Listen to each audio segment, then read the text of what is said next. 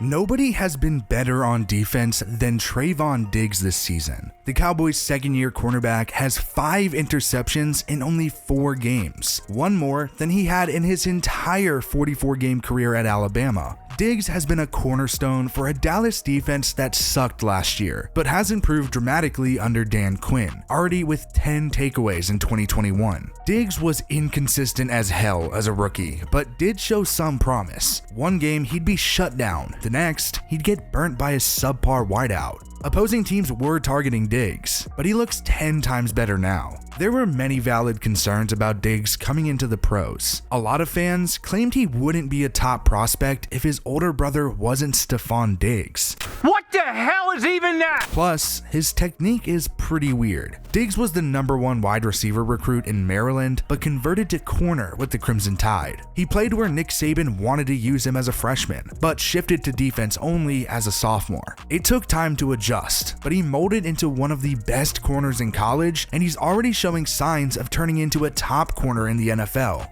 Diggs has a high ceiling and has been put into the perfect situation to succeed, but that isn't the case for the first cornerback off the board at the 2020 NFL Draft, because careers go to die in Detroit.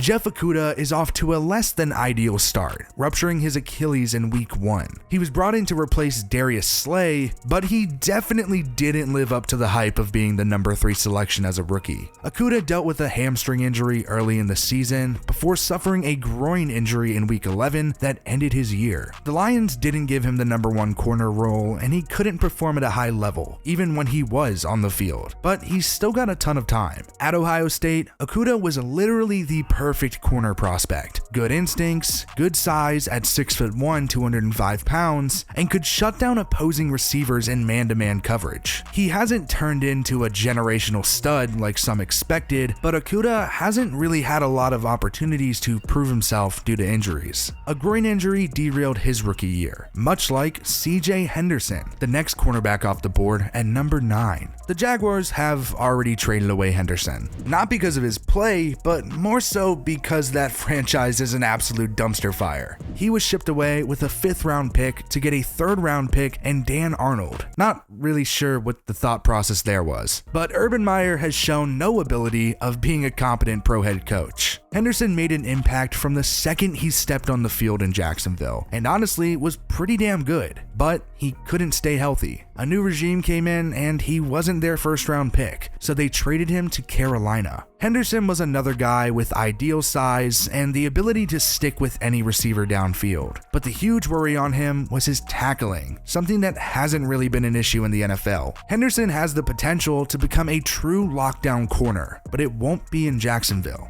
which honestly he should probably be happy about. The Jaguars are tanking, and the Falcons probably should be, but there is a bright spot on their defense. AJ Terrell was easily the top corner and one of the best rookies in general last season. He had to go up against some stud wideouts, but managed to hold his own. Many believed that Atlanta had reached on Terrell on draft day, but it was necessary at the time after they let go of Desmond Trufant. He probably would have been selected higher than #16 if Jamar Chase didn't absolutely torch this man in his final college game. But you couldn't ignore his successful career at Clemson. Terrell is long and fast. That's what she said.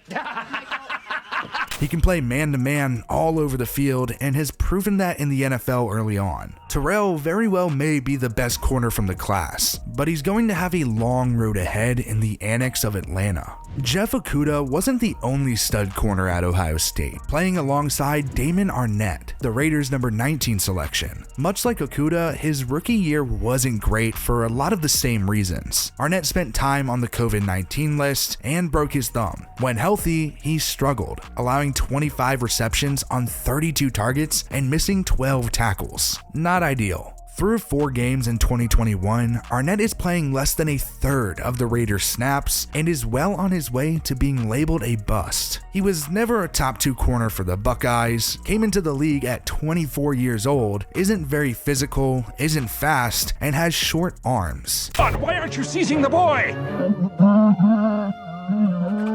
The worry was that Arnett was already fully developed, and it looks like that may have been the unfortunate case for the Raiders. If your first round selection is inactive in their second season, you picked the wrong dude. And the Dolphins did just that with Noah Igbenogany. Miami needed a corner and traded down before using the number 30 pick on Igbenogany, but he's just been inconsistent and flat out not good. However, he was a project and Miami knew that. His raw talent was off the charts, and he was still learning the position after switching over from wide receiver at Auburn. It's not looking too good for Igbenogany, but he was a first round pick for a reason, as was Jeff Gladney, who was taken with the next selection. But he kind of went full Chris Brown and destroyed his career while it was just getting started. You have to do something really stupid to get cut after 1 year as a first round pick. But Gladney was up to the challenge. He allegedly punched his girlfriend and turned himself in, later getting indicted for domestic violence. The good news for Minnesota? He sucked. Gladney didn't miss when he tried to hit his girl. Jesus Christ. But he missed a lot on the field, racking up 21 missed tackles and giving up 6 touchdowns just for good measure. Gladney showed promise at TCU.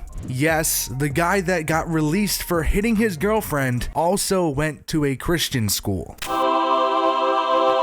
He was undersized, but had a fiery intensity to him, unfortunately on and off the field. Gladney could serve up to 10 years in prison, so you're probably never going to hear his name again. But you might hear Jalen Johnson's name, because he doesn't hit women, just opposing wide receivers. The number 50 pick suffered a shoulder injury that ended his year early, but not before he showed plenty of promise in Chicago. Johnson had a 21% forced incompletion rate and was playing like one of the best corners in the league. Not a surprise for those that watched him at Utah. He was tough, instinctive, perfect size, and an overall leader. He's already off to a great start in 2021, but not as good as Trevon Diggs. 6 corners were drafted in the first round, but only one of them has been top 3 in the class, AJ Terrell. Terrell has undoubtedly been the best. Teams are already trying to not target his side of the field. Jalen Johnson has been a steal for the Bears, only helping a stout defense improve. Diggs has already put himself in the same company with his hot start to 2021, but sooner or later,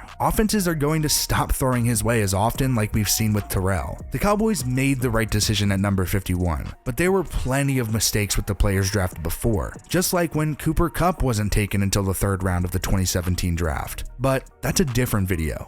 Hey guys, thanks for watching. Click right here to subscribe to the channel, and if you don't want to, or you already do because you're freaking amazing, then click right here to watch another video. Also, check us out on all of our socials, TikTok, Instagram, or Twitter, because it's football season and you know we'll have you covered over there as well. Make sure you tune in again tomorrow for another video, because we're daily uploading now, so you won't have to go a single day without J&D Productions content. Thank you guys for sticking all the way to the end, and we'll see you guys in the next one.